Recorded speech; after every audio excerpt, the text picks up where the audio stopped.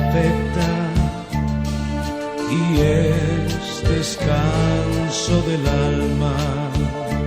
El precepto del Señor es fiel e instruye al ignorante. Los mandatos del Señor son justos y alegran el corazón. La norma del Señor es límpida y da luz a los ojos. La voluntad del Señor es pura y eternamente estable. Los mandamientos del Señor son verdaderos y enteramente justos, más preciosos que el oro, más que el oro fino, más dulce que la miel.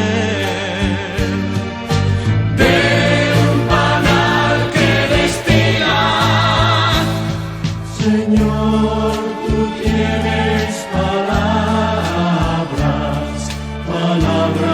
de vida eterna. Señor, tú tienes palabras de vida eterna.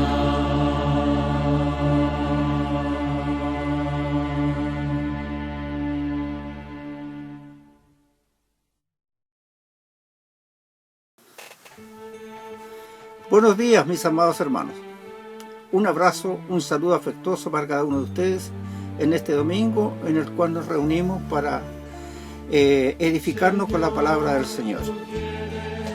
Y vamos a comenzar hoy día con una breve introducción que es la que nos ayuda a comprender mejor el texto bíblico.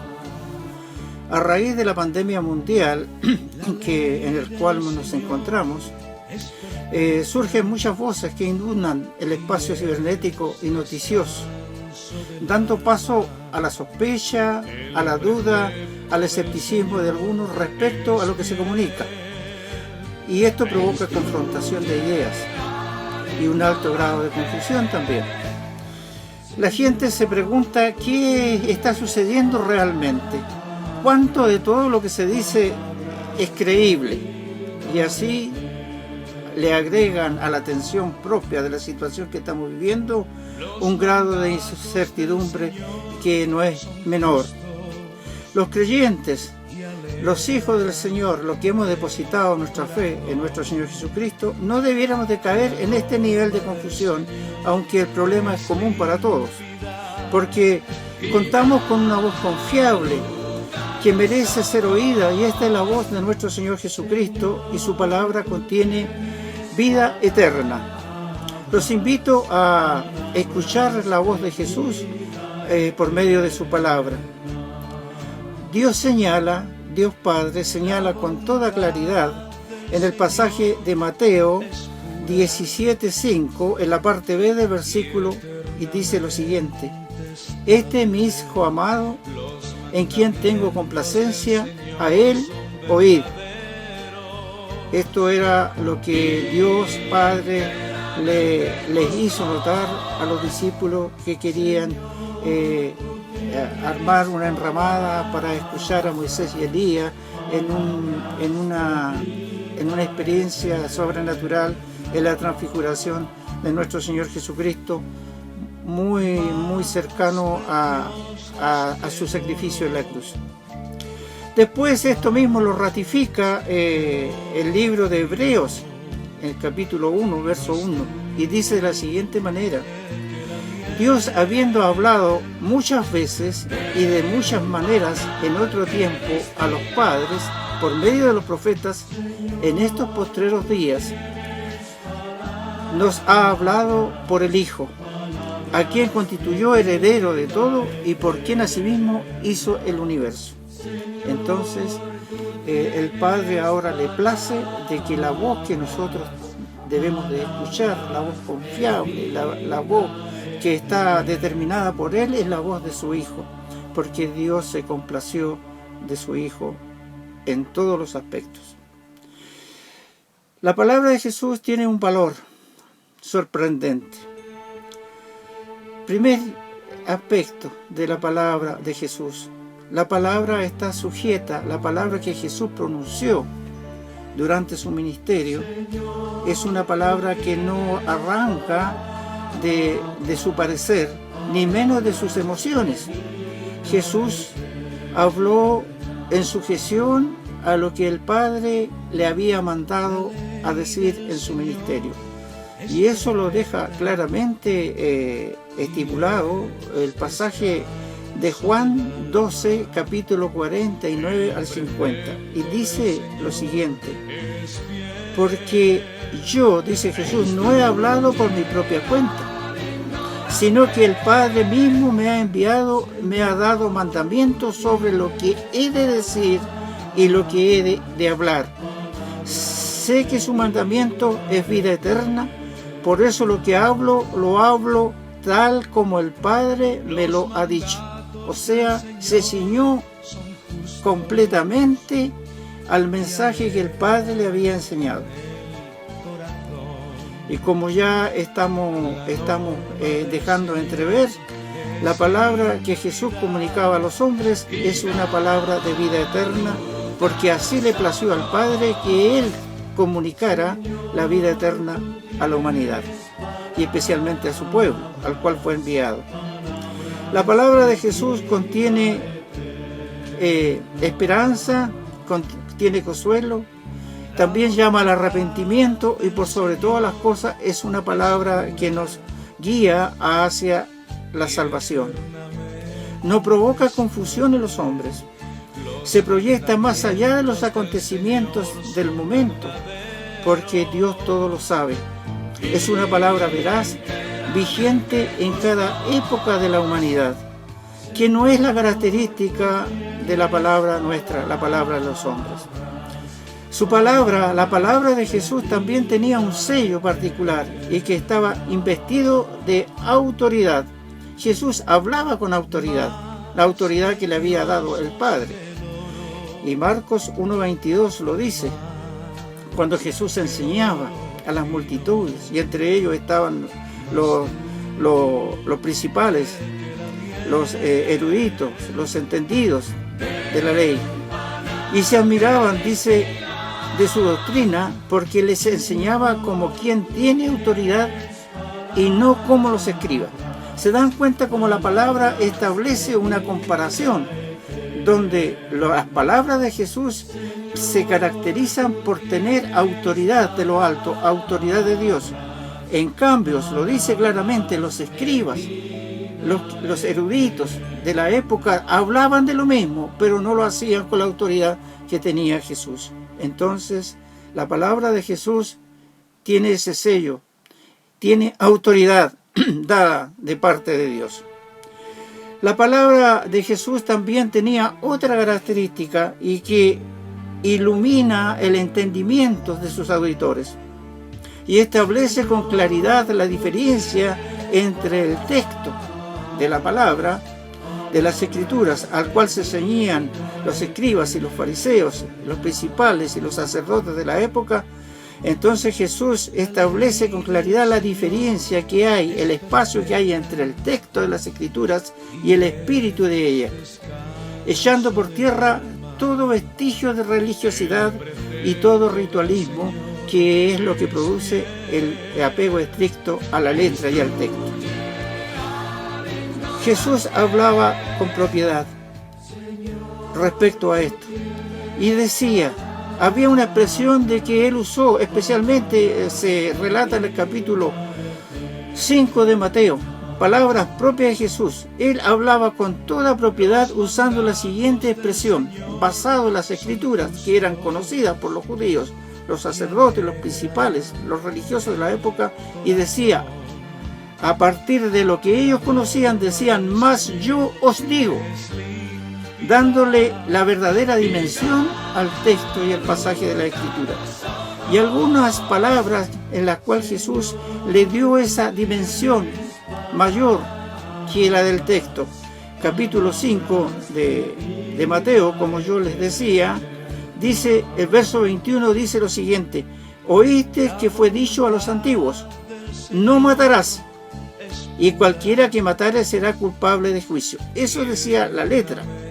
Pero Jesús añade, pero yo os digo que cualquiera que se enoje contra su hermano será culpable de juicio, y cualquiera que diga necio a su hermano será culpable ante el concilio. O sea, no solamente el hecho concreto de matar, porque también decía él que se puede matar con el pensamiento, con un pensamiento hostil, con una palabra hostil hacia sus semejantes.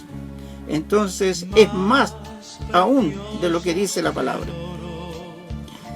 También Jesús redujo toda la ley. No es que él haya abolido la ley, él cumplió la ley y redujo toda la ley a la expresión máxima de la ley, al espíritu de la ley, que es el amor a Dios, al prójimo y a nosotros mismos. Porque dice que amarás a tu prójimo con todo tu corazón, amarás a Dios primeramente, con todo tu corazón, con toda tu fuerza, con toda tu alma, o sea, con todo tu ser. Y el segundo mandamiento, que es semejante a este, y a tu prójimo como a ti mismo. O sea, eso involucra de que nosotros también tenemos que amar a nosotros mismos, porque somos imagen de Dios, creados por el Padre, por el Creador. Entonces, sigue diciendo Jesús, amad a vuestros enemigos, cosa de que no lo decía la ley. Existía la ley del talión, ojo por ojo y diente por diente. Mas yo digo, amad a vuestros enemigos. Se estaba basando Jesús en el pasaje, en el verso 43 y 44 del capítulo 5 de Mateo, que decía, oíste que fue dicho, amarás a tu prójimo y aborrecerás a tu enemigo. Eso decía el texto de la ley, pero Jesús le dio una nueva dimensión y le dijo, más yo digo, con la autoridad que tenía Jesús, amar a vuestros enemigos y bendecid a los que maldicen, hacer el bien a los que nos aborrecen y orar por los que ultrajan y os persiguen. O sea, la ley en las palabras de Jesucristo, en la mente de Jesucristo, es más que el texto. También hay un aspecto que especialmente dirigido a nosotros los varones, y dice lo siguiente, Mateo 5, 27 y 28. Oíste que fue dicho, según la ley, no cometerás adulterio. Y ustedes saben cuál era la consecuencia de quien era sorprendido en adulterio. ¿Se acuerdan de la mujer adúltera que fue llevada a las plantas de Jesús? Según la ley, ambos merecían ser muertos, lapidados a piedrazos, según la ley. Pero yo os digo, nuevamente Jesús usa esta expresión, pero yo os digo que cualquiera que mira a una mujer para codiciarla ya adulteró con ella en su corazón. O sea, no solamente el hecho, sino que Jesús parte desde el pensamiento, que es el impulsor después de un acto de adulterio. Otro sello, otro aspecto importante que tiene la palabra de Jesús es que Jesús habló y practicó lo que él decía. Y aquí se produce un distanciamiento importante cuando nosotros hablamos de la palabra del Señor, pero estamos bastante distanciados de vivir lo que creemos y lo que decimos. La ética de Dios, en este caso, la ética de Jesucristo, es que Él vivía lo que predicaba. Y Jesús ahora nos llama a nosotros, nos invita a nosotros a través de su palabra. Y por eso que el Padre dice, a Él oíd. Esta es palabra de Jesucristo. Y dice de que nosotros debemos de ser consecuentes y vivir en la práctica lo que decimos y lo que creemos. Palabra de Jesucristo. Para este tiempo y para todos los tiempos. También Jesús nos invita a través de su palabra a buscar lo difícil y no quedarnos en el aspecto fácil del texto. Es más difícil ser conciliador frente al odio. Es más difícil amar a quien nos ofende. Es más difícil perdonar a quien nos hace daño. Es más difícil reemplazar el rencor por el perdón, y Jesús nos invita a eso a través de su palabra dicha por sus propios labios. Hermanos queridos, amados hermanos, la pregunta es ahora, ¿a quién oír? Si bien es cierto, yo no estoy descalificando la palabra de las personas, no estoy descalificando la palabra de los propios creyentes que hoy día abundan a través de los medios de comunicación. Hermanos queridos, yo invito a mi amada iglesia a oír las palabras de nuestro Señor Jesucristo. Jesús nos dijo con anticipación, Él en su tiempo ministerial, y lo dice en el libro de Lucas 21-26, dice que desfallecerán los hombres por el temor y la expectación de las cosas que sobrevendrán en la tierra. Lo que nosotros vivimos es una de las tantas cosas que se vendrán sobre la tierra, sobre los hombres, sobre la humanidad. También dijo Jesús, otro aspecto importante, hermanos, escuchémoslo con detención, meditemos en los consejos de Jesús.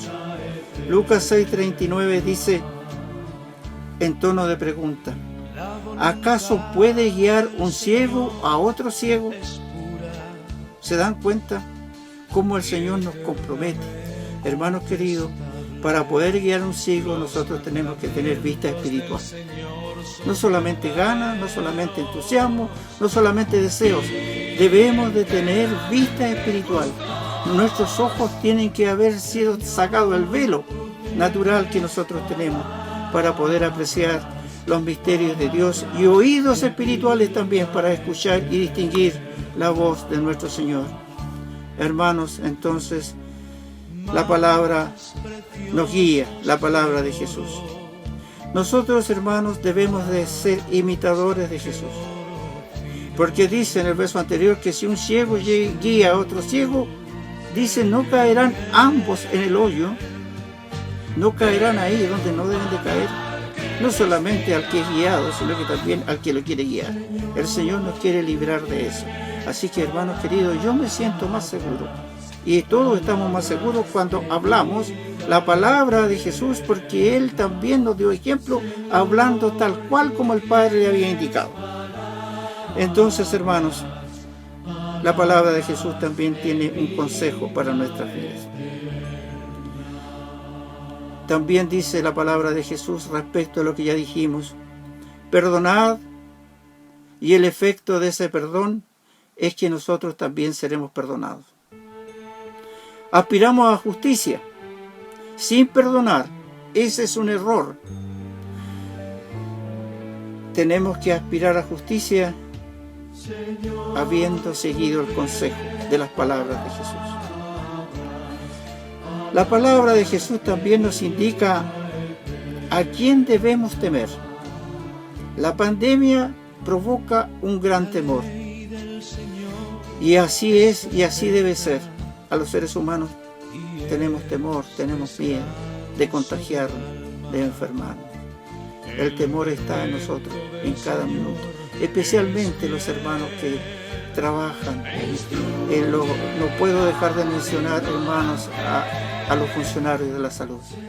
Nosotros en nuestra iglesia tenemos un funcionario de que está siempre en la primera línea. Oremos al Señor para que lo cubra con su sangre poderosa, para que el Señor le dé la posibilidad de servir ahí donde es tan difícil hacerlo. El Señor bendiga a mi hermano, a su familia la proteja, y el Señor esté siempre como un escudo, que su fe lo proteja de todos los riesgos, los peligros al que se expone. Debemos de temer. ¿A quién debemos de temer? También tememos a la muerte, tememos a ser infectados. Pero el Señor Jesús nos indica claramente en su palabra a quién debemos de temer. Lucas 12:4 dice lo siguiente: mas yo digo, amigos míos, trata de amigos a sus oyentes. En una palabra que va más allá de la empatía, establece una relación con ellos, los considera sus amigos. No temáis a los que matan el cuerpo. Esta pandemia puede matar nuestros cuerpos. Y después de nada pueden hacer. Pero yo os enseñaré a quién debéis temer, dice Jesús. O sea, el temor justificado, hermano, en los creyentes es temer a aquel que después de haber quitado la vida tiene poder de echar al infierno. Si os digo a este temed. ¿Quién tiene poder de echarnos en el infierno? ¿Quién tiene el poder de decir, venid a mí, benditos de mi Padre? Amén. Jesús tiene ese poder. Y Satanás nos puede colocar en esta posición de que Jesús tenga que decirnos, apartaos de mí, hacedores de maldad. Entonces, hermanos, a eso temed, a aquellos que nos pueden quitar la vida eterna, porque Jesús vino a anunciar a través de su palabra, por mandato del Padre, la vida eterna. Entonces, a quien sea una amenaza para la vida eterna, a eso debemos de temer.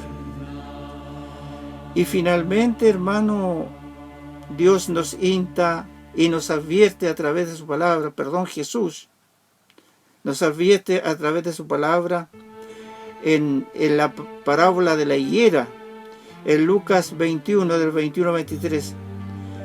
Así también vosotros, cuando veáis que suceden estas cosas, saber que está cercano el reino de Dios.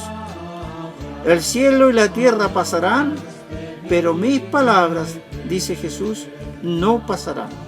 El alcance de la palabra, la inmutabilidad de la palabra del Señor Jesucristo es sorprendente, es incomparable, porque el hombre es temporal y opina del momento que está viviendo, pero Jesús es eterno, es el alfa, el omega, el principio y el fin.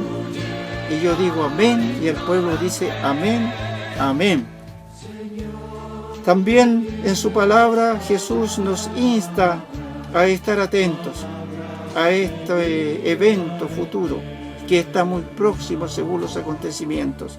Lucas 21, del 34 al 36, dice: mirad también por vosotros mismos, que vuestros corazones no se carguen de glotonería y embriaguez y de los afanes de esta vida, y venga de repente sobre vosotros aquel día, el día del Señor se refiere, el día de su regreso, porque como un lazo vendrá sobre todos los que habitan sobre la faz de toda la tierra, sin distinción de raza, sin distinción de clase social, de estatus, sin distinción que si creen o no creen en el unigénito Hijo de Dios.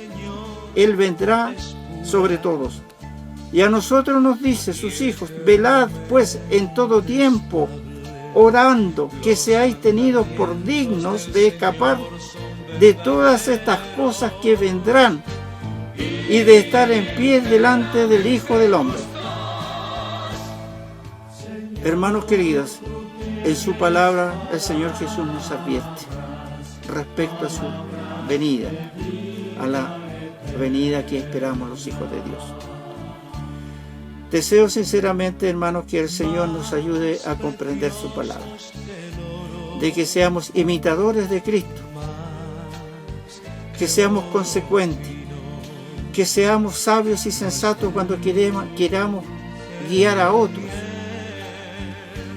que sea porque es Dios el quien nos nutre de conocimiento y de sabiduría para hacerlo. Nace en nosotros el interés de ayudar, pero ayudemos conforme a los propósitos de Dios y no conforme a nuestro parecer. El Señor nos advierte de esto, nuestro Señor Jesucristo, el dueño de estas vidas. Ahora, hermanos, les invito a orar. para que el Señor selle su palabra en nuestros corazones, para que abra nuestro entendimiento y podamos comprender espiritualmente la palabra de Dios. Oremos, hermanos. Mi Señor Jesucristo, gracias te doy por tu palabra. Ayúdanos por tu misericordia a permanecer y vivir conforme a ella, siguiendo tu ejemplo. Te agradecemos, Señor, todos tus consejos, te agradecemos todas tus promesas, agradecemos todos tus mandamientos, agradecemos todos los desafíos que tú pones al frente de nosotros. Todo eso lo recibimos. Señor, esperamos tu venida, pero danos la capacidad de permanecer en la fe. Robustece nuestra fe para poder, Señor, ser luces en los tiempos que vivimos y para marcar la diferencia entre el mundo que no tiene esperanza y nosotros, Señor, los mismos hechos los enfrentamos, pero con la fe puesta en ti, porque tú estás con nosotros todos los días para acompañarnos, para guiarnos, para consolarnos y para protegernos. Gracias te damos, Señor, te lo agradecemos todo en el bendito nombre de nuestro amado Salvador Jesús. Amén y amén. Que el Señor les bendiga, mis amados hermanos, que tengan una semana bendecida y que disfruten de las caricias del Señor durante esta semana.